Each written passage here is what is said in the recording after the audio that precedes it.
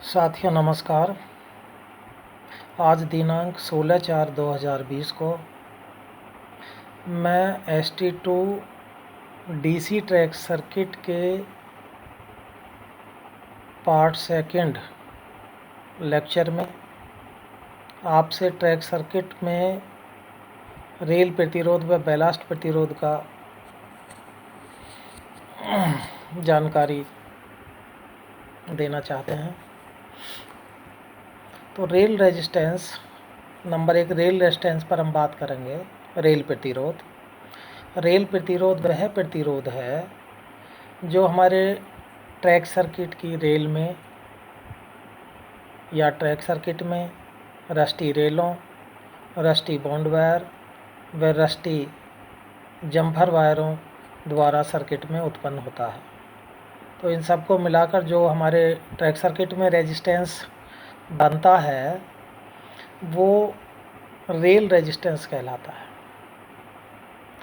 तो दोस्तों, चूँकि रेल रेजिस्टेंस होने से जो हमारी करंट DC ट्रैक सर्किट में फीड एंड से या फीड छोर से रिले छोर की तरफ आती है, यदि चूँकि रेल उसमें ट्रैक सर्किट का एक हिस्सा होती हैं और इसके बीच में ही हमारे बॉन्ड वायर, जम्फर वायर, फिर देन रेल, और रेल के साथ साथ जो हमारे बॉन्ड वायर्स हैं, यदि वहाँ पर रेल वेल्डेड नहीं है तो फिर रेलों के 13-13 मीटर के जो पीसीस होते हैं वो आपस में फिश प्लेट्स द्वारा जुड़े रहते हैं।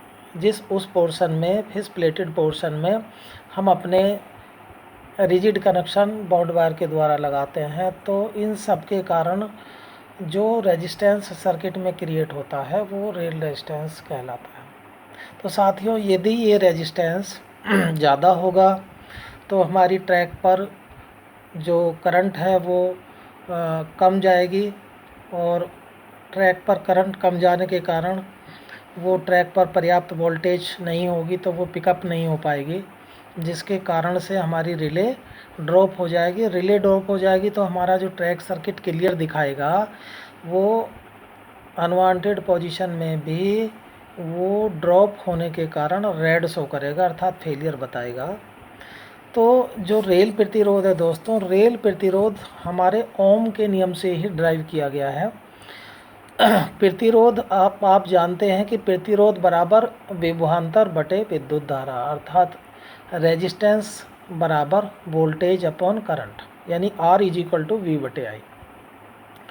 ये है तो प्रतिरोध ही। रेल प्रतिरोध भी एक प्रतिरोध ही है जो ओम्स लॉ पर ही डिपेंड करता है। तो ओम्स लॉ से ये सामान्य रेजिस्टेंस ना होके हमारी ट्रैक की रेलों में जो रेजिस्टेंस क्रिएट होता है उसको हम रेल रेजिस्टेंस कह रहे हैं। तो रेल रेजिस्टेंस = ट्रैक सर्किट के सिरों पर विभव का अंतर, अर्थात voltage difference across the track rails upon average current passing through the rails, अर्थात ट्रैक सर्किट में बहने वाली औसत विद्युत धारा। तो ये है, यानी रेल प्रतिरोध जिसे RR से प्रदर्शित करते हैं। RR means rail resistance. तो रेल प्रतिरोध बराबर ट्रैक सर्किट के सिरों पर विभवांतर बटे ट्रैक सर्किट में बहने वाली औसत विद्युत धारा। तो RR बराबर VF - VR, अर्थात फीड एंड पर वोल्टेज और रिले एंड पर वोल्टेज का डिफरेंस, यानी सीधा सीधा RR = VF - VR बटे एवरेज करंट कैसे आएगी, फीड एंड पर करंट प्लस रिले एंड पर करंट अपॉन 2, यानी बटे IF + IR अपॉन 2। तो ये 2 ऊपर चला जाएगा, तो इससे जो रिजल्टेंट RR होगा तो RR = 2 × VF - VR बटे IF + IR। रेल प्रतिरोध का दोस्तों ये फाइनल फॉर्मूला है। मैं फिर से आपको एक बार बोलता हूँ कि रेल प्रतिरोध यानी RR बराबर 2 मल्टीप्लाई ब्रैकेट में VF - VR upon IF plus IR, यानी 2 इंटू फीड छोर और रिले छोर पर वोल्टेज का डिफरेंस अपॉन फीड छोर पर करंट प्लस रिले छोर पर करंट। तो ये RR हम ऐसे कैलकुलेट करते हैं किसी भी ट्रैक सर्किट में। तो RR की कुछ लिमिटेशन हैं, 2 लिमिटेशंस हैं कि जो हमारा रेल प्रतिरोध है वो 700 मीटर तक लंबे ट्रैक सर्किट के लिए रेल प्रतिरोध का मान 1.5 ओम पर किलोमीटर से अधिक नहीं होना चाहिए, यानी RR should not be greater than 1.5 ohm per kilometre. और दूसरा RR should not be greater than 0.5 ohm per kilometre when track circuit length is greater than 700 metre, यानी जब ट्रैक सर्किट की लंबाई 700 मीटर तक है तो इसकी वैल्यू 1.5 ओम यानी 1.5 ओम पर किलोमीटर से अधिक नहीं होनी चाहिए इस रेल प्रतिरोध की वैल्यू। और यदि ट्रैक सर्किट 700 मीटर से ज़्यादा लंबा है तो रेल प्रतिरोध की वैल्यू 0.5 ओम पर किलोमीटर से अधिक नहीं होनी चाहिए। तो दोस्तों, रेल प्रतिरोध कैलकुलेट करने के लिए आपको 4 चीज़ें मेजर करनी पड़ेंगी। 4 चीज़ों में आपके फीड छोर पर वोल्टेज और फीड छोर पर करंट तथा रिले छोर पर वोल्टेज और रिले छोर पर करंट। यदि आप ये 4 चीज़ मीटर से मेजर कर लेते हैं तो आप उस पर्टिकुलर ट्रैक सर्किट की लंबाई के लिए रेल प्रतिरोध निकाल सकते हैं। तो आपने उस पर्टिकुलर ट्रैक सर्किट की लंबाई, जो भी आपका ट्रैक सर्किट जितना लंबा है उसके लिए इस फॉर्मूले से आपने कैलकुलेट कर लिया। फिर आप रेल प्रतिरोध को कंपैरिजन पर किलोमीटर के हिसाब से कर सकते हैं। फॉर एग्जांपल, आपका ट्रैक सर्किट 100 मीटर लंबा है तो आपकी कुछ वैल्यू आई, तो उसे हम मैथमेटिकल हिसाब से निकाल लेंगे कि 100 मीटर लंबाई के लिए रेल प्रतिरोध इतना आया, 1 मीटर के लिए इतने बटे इतना आया और 1000 मीटर के लिए इतने बटे इतने मल्टीप्लाई इतना आया। तो उसको इससे 1.5 ओम और 0.5 ओम से लेंथ के हिसाब से कंपैरिजन करके देख लेंगे। यदि वो इससे ज़्यादा आता है तो आपको अलर्ट हो जाना चाहिए दोस्तों। आपका रेल प्रतिरोध बढ़ने से आपका ट्रैक सर्किट कभी भी फेल हो सकता है।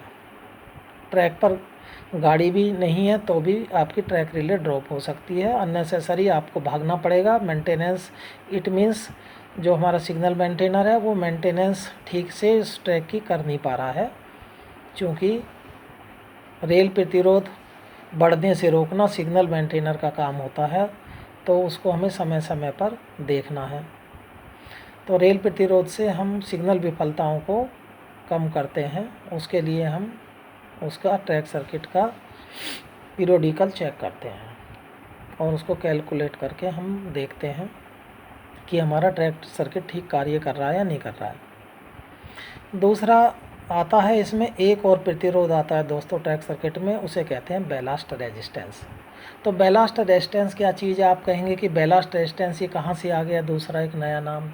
तो बैलास्ट रेजिस्टेंस दोस्तों ट्रैक सर्किट की रेलों के पैरेलल में बनता है और ये हर वक्त नहीं रहता है, ये सीजन टू सीजन डिपेंड करता है, ये घटता बढ़ता रहता है। तो बैलास्ट रेजिस्टेंस कब बनता है? बैलास्ट रेजिस्टेंस की मैं डेफिनेशन बताऊं तो बैलास्ट रेजिस्टेंस वह नेट रेजिस्टेंस है जो हमारे ट्रैक सर्किट में खराब बैलास्ट तथा गले सड़े स्लीपरों द्वारा या ख़राब स्लीपरों द्वारा हमारे सर्किट में उत्पन्न होता है और ये ट्रैक सर्किट की रेलों के पैरेलल में आता है। तो पैरेलल में आने के कारण जितना ज़्यादा पैरेलल पाथ बनेंगे हमारे ट्रैक सर्किट में उतना ही इसकी वैल्यू कम होती जाएगी, क्योंकि रेजिस्टेंस पैरेलल में जुड़ने पर उनकी रिजल्टेंट वैल्यू कम हो जाती है। इस प्रकार ये जो बैलास्ट रेजिस्टेंस है ये घटना खराब है,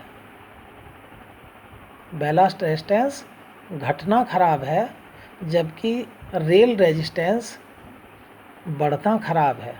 दोनों उल्टा है हिसाब इनका।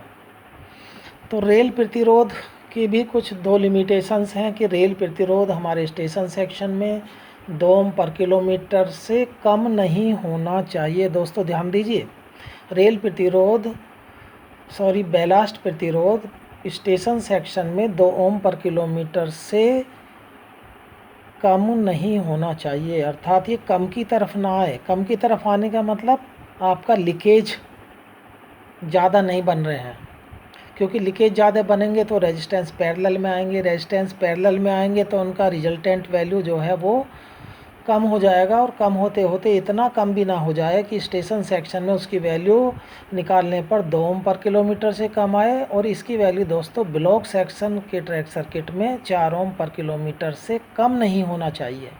फिर मैं आपको याद दिलाऊं कि ये दोनों वैल्यू कम नहीं होनी चाहिए, ज़्यादा नहीं बल्कि इसे बोलेंगे कम नहीं होनी चाहिए। तो ये था दोस्तों बैलास्ट रेजिस्टेंस और रेल रेजिस्टेंस जो हमारे ट्रैक सर्किट में, और इनके ये जो बैलास्ट रेजिस्टेंस है ये बढ़ना बहुत अच्छा है, जितना ज़्यादा होगा उतना ही हमारा ट्रैक सर्किट अच्छा होगा और सेफ साइड काम करेगा। दोस्तों बैलास्ट रेजिस्टेंस का बढ़ना अच्छा है, उसका घटना ख़राब है, और घटना ख़राब होने से हमारा ट्रैक सर्किट अनसेफ हो सकता है। इसलिए दोस्तों फेलियर कम करने के लिए रेल रेजिस्टेंस पे हमें ध्यान देना पड़ता है, और हमारा track circuit unsafe side fail ना हो, इसलिए बैलास्ट रेजिस्टेंस को देखना बहुत ज़रूरी है। It is very very important. तो दोस्तों ये थी हमारे रेल रेजिस्टेंस और बैलास्ट रेजिस्टेंस की जानकारी इस लेक्चर में। धन्यवाद। मेरे तीसरे लेक्चर में आगे ट्रैक सर्किट की आगे की जानकारी होगी। तब तक के लिए नमस्कार। धन्यवाद दोस्तों।